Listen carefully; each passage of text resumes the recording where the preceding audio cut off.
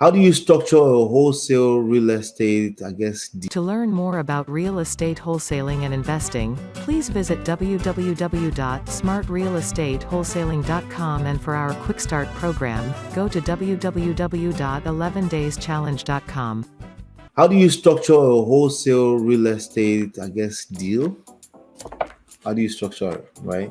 So you approached a homeowner, or better yet, it's actually better when they approach you because the conversation is different. Okay, that's why I only teach attraction marketing. Okay, in all of this, anything that involves you proactively reaching out to homeowners that haven't said they want to sell, right? Or haven't shown that they want to sell at any point. Anything like that, I shy away from it because it's not worth my time, based on the fact that I know better things to do with my time, right? Like attracting them, like setting up ads, like setting up Facebook, Instagram ads that actually attract them to me, right? So now, once you set all that up, once you get through stage 1, stage 2, stage 3, right? Once you get through stage 4, you have a contract in place, and you have to dispose the contract, right? You have to sell the right to the contract, right? So you can close the deal, right? Once you get through all of that, then the question comes up: how do you structure that deal? How do you get paid, right? So there's something called a hard won statement. A hard won statement is another type of statement that they use out there, but I'm more familiar with the hard won. Hard won basically shows where all the money is going, right? So we're talking about even as everything down to shipping fee. We're talking about everything down to document fees, title company fees, right? Origination fees if there's a loan involved, right? All those kind of stuff, like the money that goes to appraisers and stuff like that. Like earnest money deposits, did all that money, basically the balance sheet of a real estate transaction, you'll see it on what they call a hard won statement, HUD-1 statement.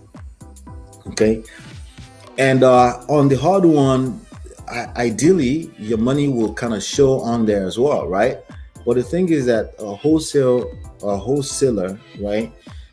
You're not really considered by a lot of professionals in real estate. You're not really considered official, right? So some title companies will say, no, but we can. What is that? Real estate wholesaling fee for what? For finding the deal, finder's fee. There are still many people that are stuck in 1960 that will still say that, and they are title companies, by the way. So the structure, how you structure that deal, becomes a question. All right. There are a couple of ways that these deals are structured. First one is called assignment fee, right? So if how much you're making is less than, the last time I checked, if it's less than $15,000, which is a good payday, of course, right? Like a hard money lender is okay for you showing the fee on that. But if it's anything more than, once you start going past $12,000, they'll start looking at it like, okay, why are you making $12,000 for doing what? Are you an agent? You're not an agent. Why are you making $12,000? Well, sorry, you can't make more than $10,000, and they can limit your money like that, right? So, but some of them will actually say, no, we're not paying a wholesaler. This is not a deal. Just shut it down, right? that can actually happen, right?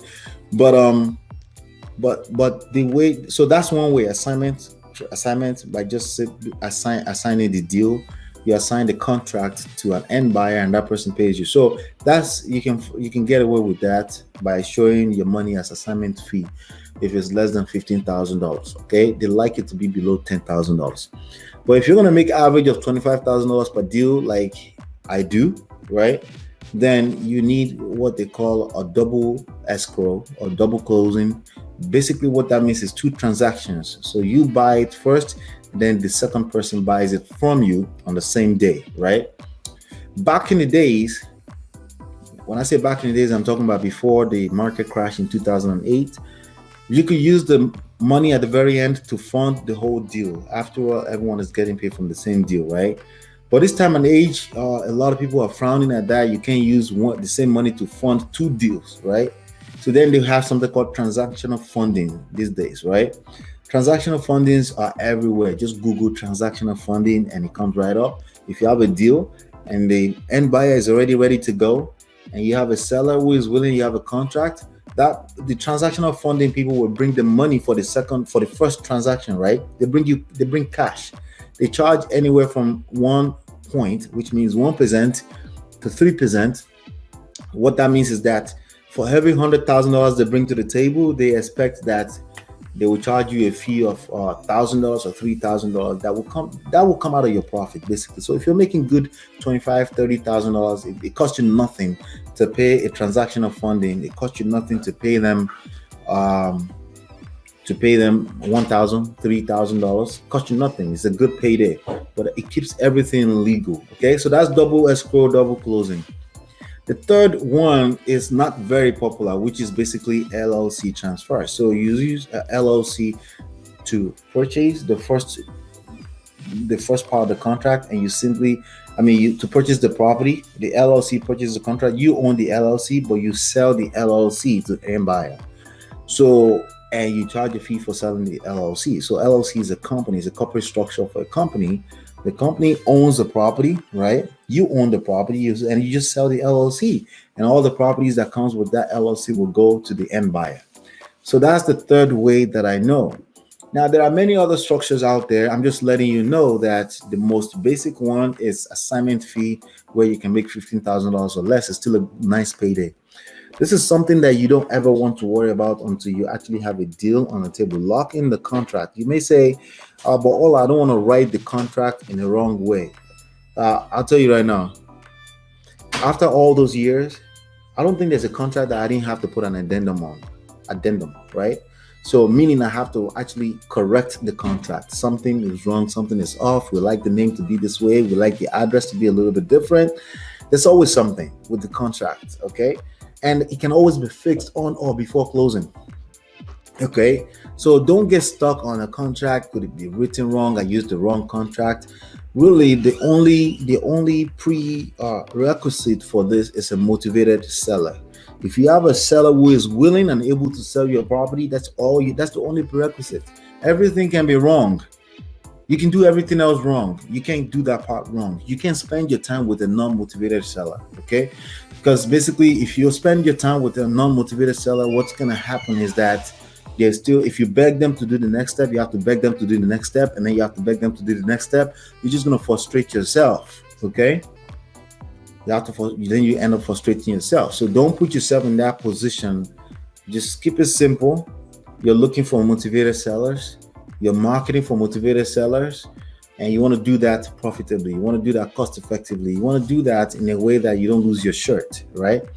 And that's something we teach here. So we teach you how to do this more effectively. A lot of people are losing their shirt trying to market traditionally doing wholesale. It's a very expensive thing to do these days because there's so many people coming into the game. So you have to hack the game. You have to learn how to hack the game with attraction marketing. Okay, building a brand, building a list building, list monetization. Okay. You have to learn how to do those things, okay? If that's something that you're interested in, come on inside. Make sure you're a premium member. myEmpirePRO.com is where you want to be at. Make sure you're a premium member, and then you have access to Facebook marketing. You have access to flipping houses nationwide, and then you'll be able to build this business in a more efficient manner without losing your shirt. That's actually very important. A lot of people are wasting money, resources, doing it the wrong way.